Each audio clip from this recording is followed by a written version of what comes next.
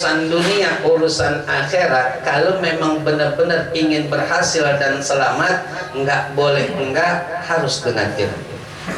Maka hadirin jamaah rahimakumullah, di sini agak sedikit kita rinci.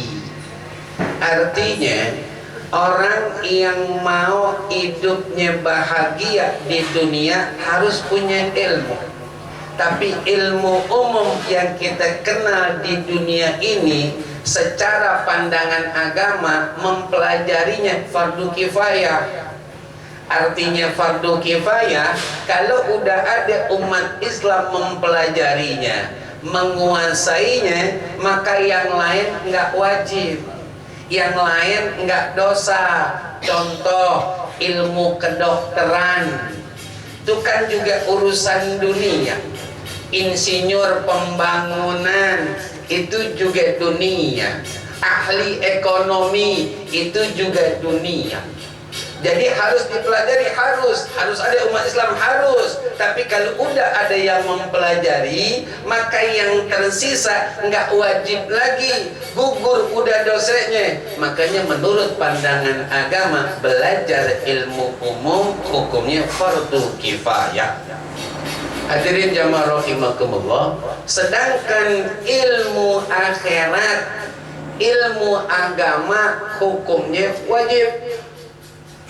Bukan ingin mengajari, cuman ingin saling mengingatkan. Yang namanya wajib itu kalau dikerjakan dapat pahala, ditinggalkan dosa.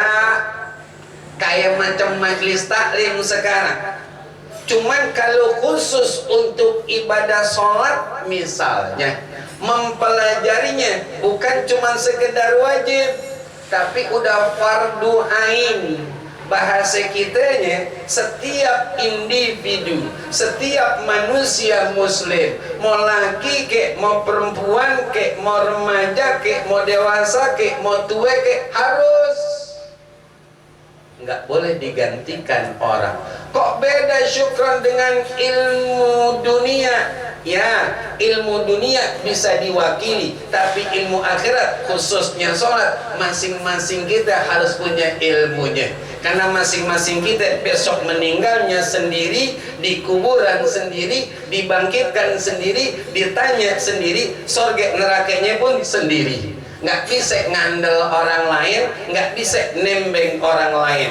Maka di pembukaan majelis malam Sabtu di Musola Al-Husna, kembali saya mohon izin kepada tuan-tuan guru yang ada, tokoh-tokoh masyarakat, para orang tua dan jamaah, jangan berhenti ngaji sampai mati.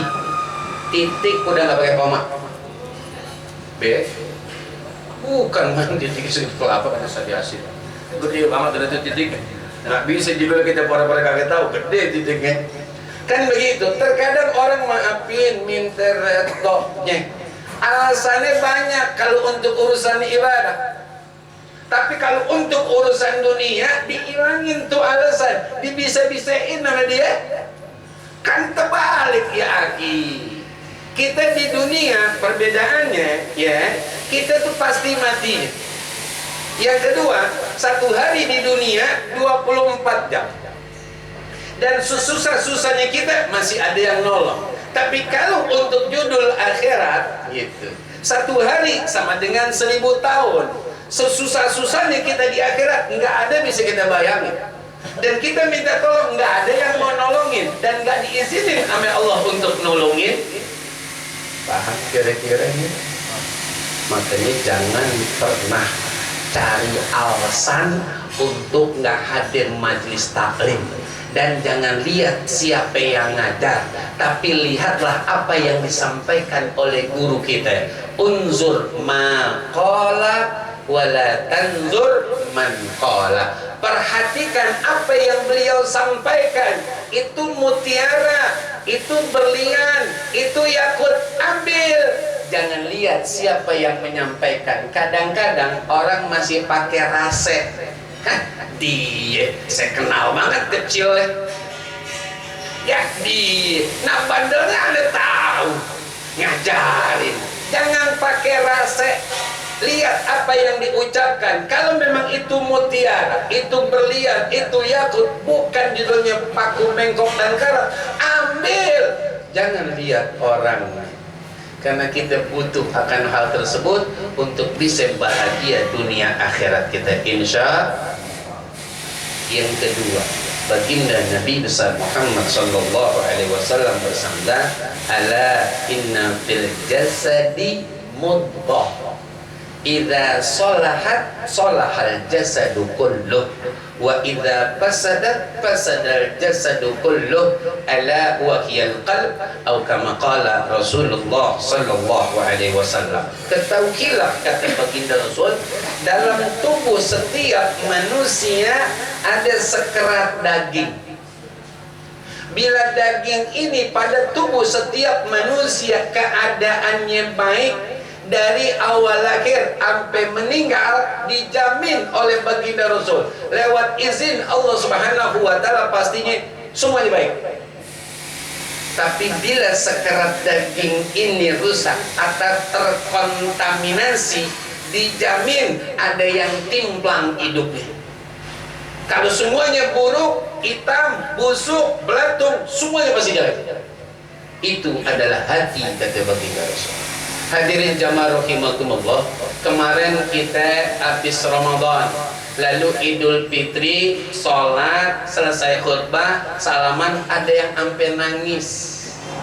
Bener? Makanya bagus. Dan seterusnya. Di masjid, di musola, ketemu silaturahim, tuh maafin ya po, maafin po. Itu. Maaf ya, kita tahu siapa kita. Maaf, jangan pernah bohongin diri kita, karena sepandai-pandainya orang bohong, nggak bisa bohongin hati nurani. Jangan keluarin air mata untuk dapat pujian, untuk dapat judulnya apa namanya, acungan jempol dari orang. Makanya maaf, nggak selamanya orang halal bihalal itu mesti harus jabat tangan. Dan nggak juga harus nungguin lebaran. Yang namanya dosa sama manusia setiap waktu terjadi.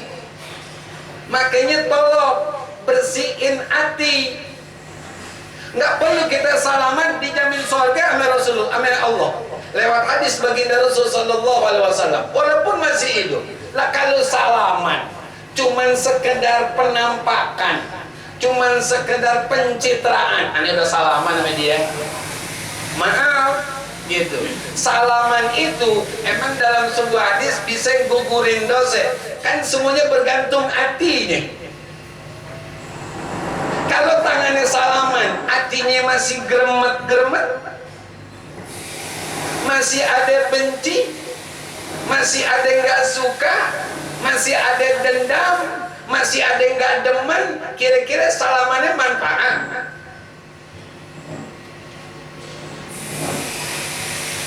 Makanya jangan pernah kotorin hati. Kalau badan kita kotor, ada tandanya bau, entah asam, entah gatel, entah judulnya keringat, biang keringat timbul, entah judulnya apalagi nih, daki, ada tandanya. Pale, ikan ketumbian, ada emang apa? Pale kita kotor, badan kita kotor, ketahuan. Tapi kalau hati, jarang orang mau sadar. Maaf, sekarang orang kalau berangkat ke masjid, ke musola, ke majlis taklim pakai peci, pakai koko, pakai sarung, atau pakai gamis, orang akan mengatakan orang baik dia. Benar? Orang baik dia. Tapi maaf, besok, nih maaf kalau bahasa kurang sopan, kita meninggal dunia 1 sampai 10 hari, meletup, hancur badan kita. Kita telanjang ya akhi. Boleh ditanya dari ujung ke ujung. Kalau orang telanjang, apa kekurangan yang nggak kelihatan? Pasti kelihatan. Mau panoknya, mau bisulnya, mau parisesnya, gitu. Mau jerawatnya, mau tompelnya, kelihatan. Emang apa? Telanjang. Sekarang jangan hidup berpora-pora, hadirin. Maaf kalau bahasa ini kurang sopan. Sadarlah kita punya banyak kotoran. khususnya ame manusia. Percuma kita hadir majelis taklim, percuma sujud sampai hitam jidat kita kalau hati kita masih ada kedengkian ame orang lain, berantem ame saudara, nggak akur ame sesama pengurus, nggak rukun ame tetangga. Maaf, bukan saya mengatakan, Rasulullah dia bakalan dilemparin ke neraka walaupun sering sholat, walaupun sering puasa, walaupun sering sedekah. Itulah atadruna manil muflis. Tolongin. Ini saya nggak banyak karena masih ada guru kita. Saya ukuran 15 menit, udah sampai 15 menit. Ya, jadi intinya adalah jangan pernah berhenti majelis taklim sampai kita paham lalu amalin. Tapi tolong, baju kotor masuk laundry, motor kotor, mobil kotor masuk steam, kan begitu. Tapi kalau hati kotor, cuman kita yang tahu rasanya, maka bersihin segera sebelum nyesel besok di kemudian hari. Ini saja, dari kurang mohon maaf. Assalamualaikum warahmatullahi wabarakatuh. Alhamdulillah.